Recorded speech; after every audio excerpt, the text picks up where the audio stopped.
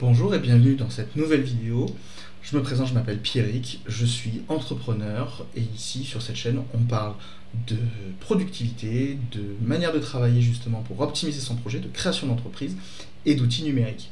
Aujourd'hui, sujet un petit peu spécial, on va parler d'études de marché. On a vu dans la précédente vidéo comment faire un business plan.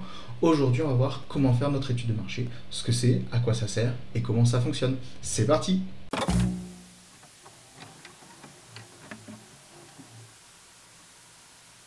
Donc aujourd'hui, étude de marché. Donc à quoi ça sert une étude? Comment la réaliser? Au programme aujourd'hui, donc qu'est-ce qu'une étude de marché? Pourquoi en faire une? Où trouver les informations? Parce que c'est un petit peu le nerf de la guerre. Et je vais vous présenter du coup un modèle que vous pourrez utiliser et adapter à votre projet. Donc une étude de marché déjà c'est quoi? C'est un document que vous allez créer par rapport à vos recherches.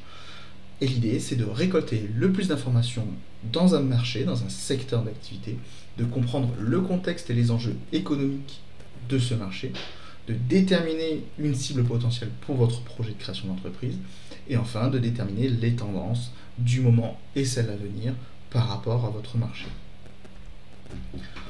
Donc, 4 points importants d'une étude de marché, ça va être de comprendre son marché, ses codes, son fonctionnement, d'identifier les opportunités à saisir et les risques, les contraintes que peut avoir ce marché. Ces ensembles-là vont vous permettre de définir une orientation stratégique pour votre entreprise, que ce soit de communication, commerciale ou même de gestion. Et enfin, de prévoir et de commencer à chiffrer votre projet avec des chiffres concrets et des tendances actuelles. L'idée, donc, vous l'avez compris, d'une étude de marché va être de justifier, de rendre votre projet crédible. L'idée, c'est d'avoir un document qui justifie que votre idée, votre projet de création d'entreprise est une bonne idée. Que celle-là va vous permettre d'accomplir ce que vous voulez, de dégager une rémunération dans votre vie, d'en profiter et d'apporter quelque chose d'intéressant. Donc l'idée d'une étude de projet, c'est vraiment ça, c'est de rendre votre projet valable. Où trouver les informations? Ça, c'est un élément important de votre projet, c'est pas le plus facile. Déjà, Internet et moteurs de recherche vont vous permettre d'avoir un maximum d'informations. Que ce soit des articles de blog, de spécialistes, que ce soit des études de marché qui existent déjà, qui sont disponibles. Alors, certaines sont très chères, donc c'est pour ça que ça, je vous décommande, sauf si vous avez les moyens, mais pourquoi pas. Vous avez sinon 3 sites que j'utilise déjà à chaque fois quand je fais une étude de marché. En tout cas, je trouve toujours des informations intéressantes. Vous allez voir l'INSEE qui va vous permettre d'avoir des informations sur la population, sur plein de chiffres différents. Ça sera à vous de chercher un petit peu les bonnes informations en fonction de votre marché. Vous allez voir également l'Observatoire des statistiques qui est en fait le registre des entreprises qui s'inscrivent et qui ferment. Donc, c'est classé par secteur d'activité et par zone géographique. Donc, vous pouvez voir dans votre secteur, dans votre domaine, combien d'entreprises sont créées chaque mois et combien ferment chaque mois. Donc ça va vous permettre d'avoir des tendances sur le marché qui sont intéressantes. Et vous avez également l'Observatoire des territoires, qui est en fait une carte interactive avec plein d'informations, de statistiques. À vous de trouver celle qui vous correspond le mieux. Vous avez quand même pas mal d'infos, notamment sur tout ce qui est démographique. Donc ça, c'est quand même pas inintéressant. Et vous avez enfin une autre méthode, donc, qui est autre qu'Internet, hein, pas tout sur Internet. L'idée, et ça je vous recommande quand même, c'est d'aller voir des acteurs locaux, que ce soit des entreprises, futurs concurrents ou pas, que ce soit des futurs fournisseurs ou pas, mais ça va vous permettre d'avoir un retour réel du marché sur concrètement chez vous comment ça se passe. Internet donne plein de choses, mais ce qui reste le plus crédible et le plus parlant, ça reste quand même de discuter avec des personnes sur la réalité de ce qui se fait.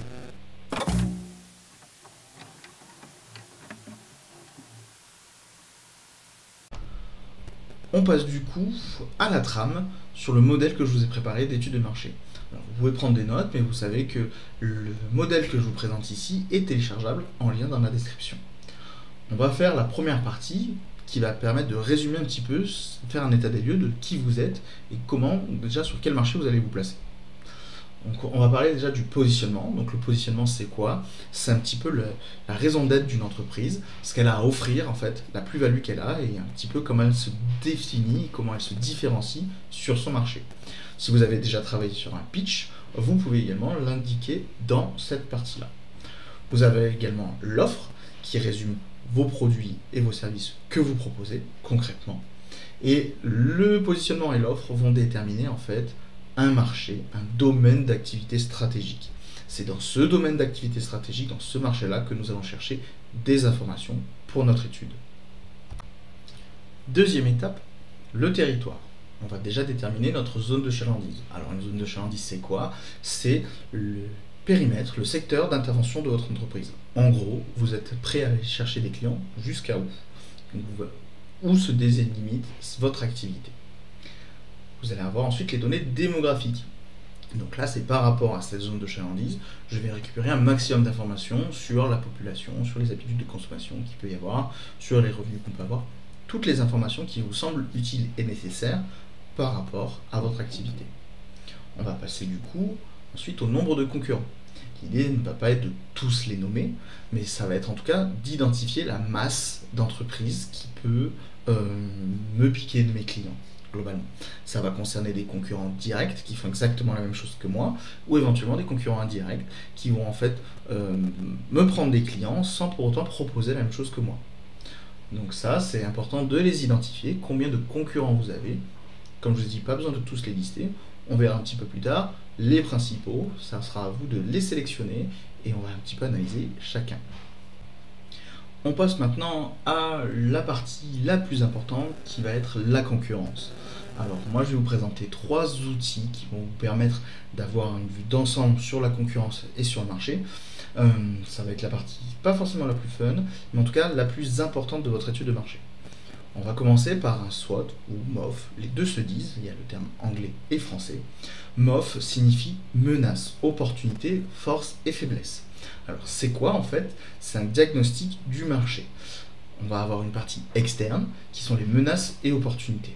Alors c'est quoi? C'est les menaces et opportunités, c'est les enjeux et les inconvénients que je peux avoir sur un marché. À noter que ça va me concerner moi, mais ça va également concerner mes concurrents. Ça va être par exemple des contraintes légales ou législatives.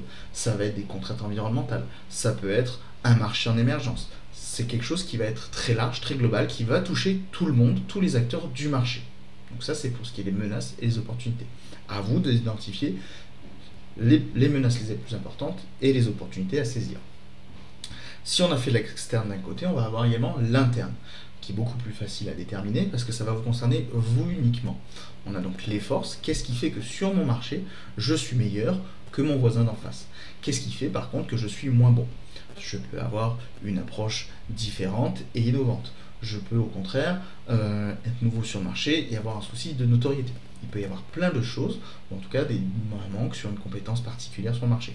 À vous d'identifier vos points forts et vos points faibles par rapport aux autres et au marché. Moi j'aime beaucoup le MOF parce que il nous permet en un tableau d'avoir une vue d'ensemble sur comment fonctionne un marché et comment vous vous placez dedans. C'est pour ça que c'est pour moi un des indispensables. Pareil, pas besoin de me faire une liste immense de toutes les menaces, opportunités, forces et faiblesses. Prenez les 4, 5, 6 grands max points importants qui vous concernent. Un autre indicateur, si vous voyez qu'il y a énormément de menaces et très peu d'opportunités, ça va vous permettre déjà de tâter le terrain, de dire là, peut-être que c'est pas sûr. Ou si vous avez beaucoup de faiblesses et très peu de force, bah là, peut-être qu'il va falloir se remettre en question sur le projet ou sur les compétences à mettre en place. Donc pour moi, ça permet d'avoir vraiment une vue d'ensemble sous forme de tableau, c'est le visuel est le plus intuitif. Vous avez ensuite le porteur. Alors le porteur, c'est 5 forces. Ces forces vont permettre de jauger de l'intensité de la concurrence. Est-ce que le marché dans lequel je me place, que j'ai défini tout à l'heure, est concurrentiel ou pas? Ces 5 forces, il y en a donc. On va commencer par la première, qui va être le pouvoir de négociation des fournisseurs. Est-ce que dans les produits, c'est-à-dire dans l'activité que je propose, j'ai une contrainte auprès des fournisseurs? Est-ce qu'il y a beaucoup de fournisseurs ou pas? Est-ce que ces fournisseurs sont puissants ou pas? Est-ce que je peux négocier les prix avec eux directement? Tout simplement. Ça, c'est la première force. La deuxième force, c'est donc celle de la pouvoir de négociation des clients. La même chose que pour les fournisseurs, mais par rapport à mes clients. Est-ce que j'ai plus ou moins de clients? Est-ce qu'ils ont une marge de négociation? Est-ce que je peux marger plus ou moins? Etc. etc. C'est là que vous allez le mettre. Pareil, retrouver des informations qui justifient ce pouvoir de négociation des fournisseurs ou des clients. Trouver des articles, des statistiques, sourcer et regrouper toutes ces informations. Vous avez également les produits de substitution. Alors c'est quoi? C'est simplement, est-ce que si je vends des croissants, est-ce qu'il y a d'autres produits qui peuvent me faire concurrence? Dans notre cas, c'est le cas. Je peux avoir des pains au chocolat, des pains au raisin, etc. etc. Donc, s'il y a beaucoup de produits de substitution, ça veut dire qu'il va falloir que je me fasse une place plus forte sur mon marché. Inversement, s'il n'y en a pas beaucoup, ça sera toujours plus facile.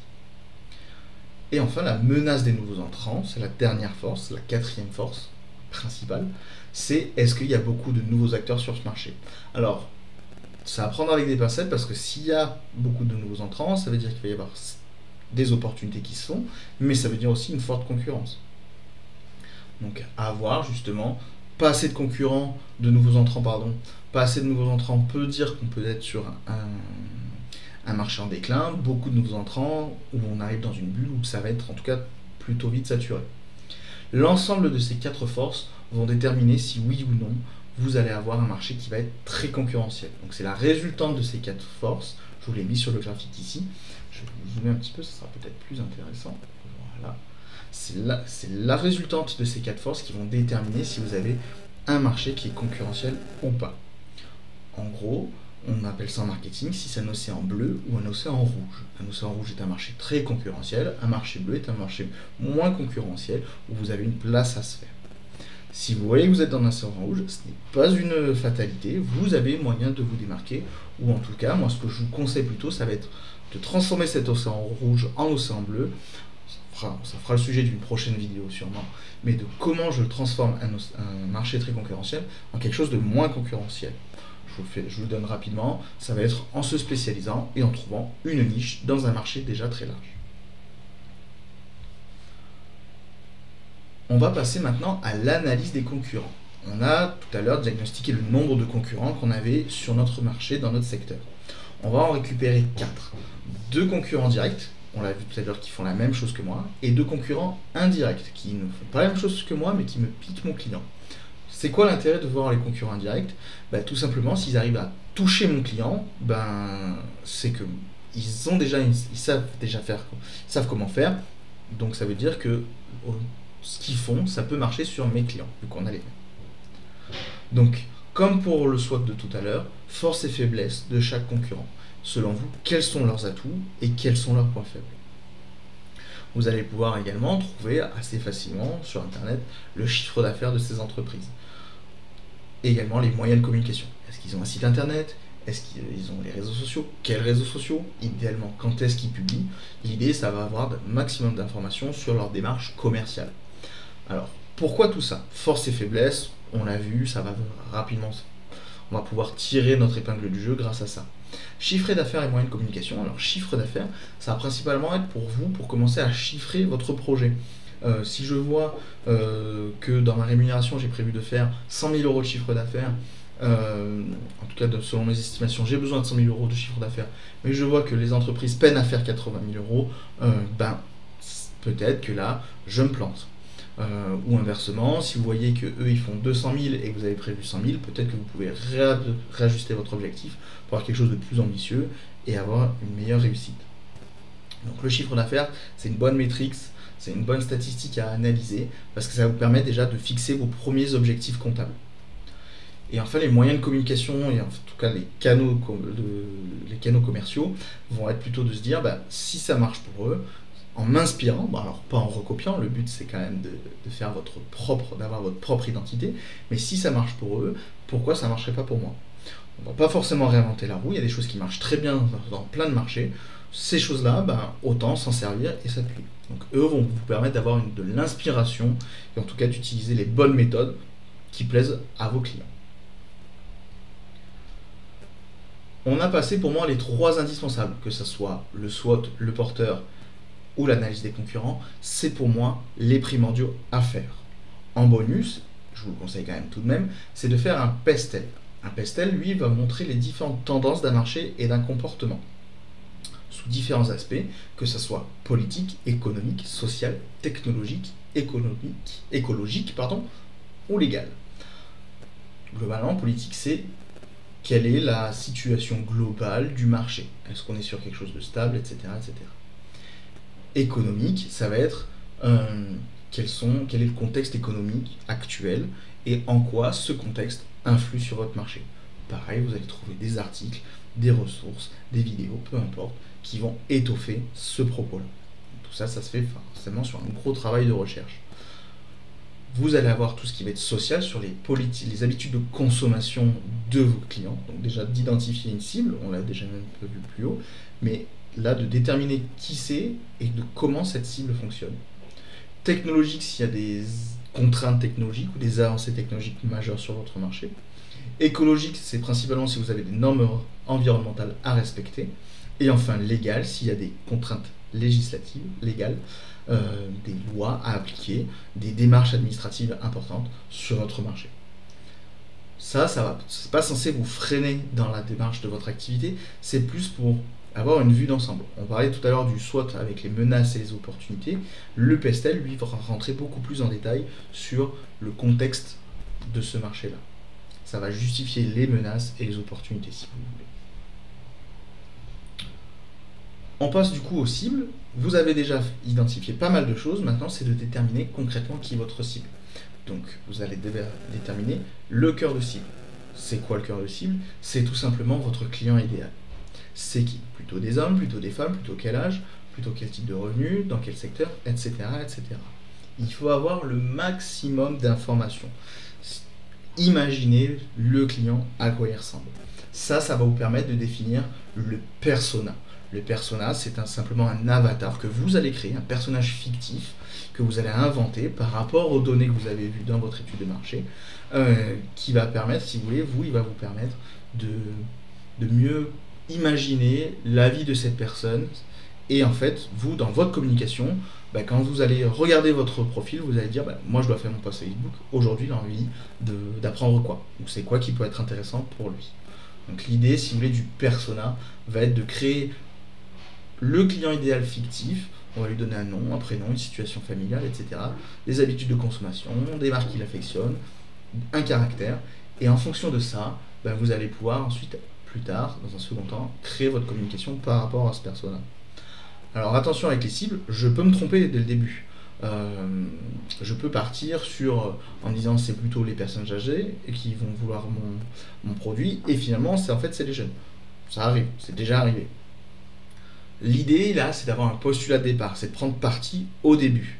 Et en fonction des premiers retours que vous allez avoir, en fonction de vos premiers clients, vous allez affiner ce ciblage au fur et à mesure.